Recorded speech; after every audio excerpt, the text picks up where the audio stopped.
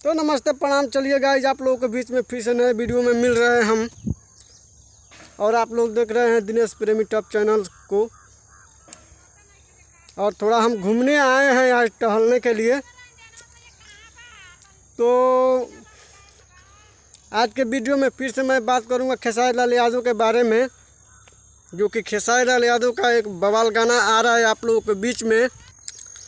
बहुत ही ज़बरदस्त गाना आ रहा है आप लोगों के बीच में। आप लोग सुनिए, प्यार दुलार दीजिए। खेसारी म्यूजिक वर्ल्ड से आएगा और वो गाना बहुत बवाल होने वाला है आप लोगों के बीच में, जो कि आप लोग जितना भी इंतज़ार करते हैं, इससे पहले मैं वीडियो लेकर आ गया हूँ और एक नए अंदाज में फिर से काम की है सपना चौहान।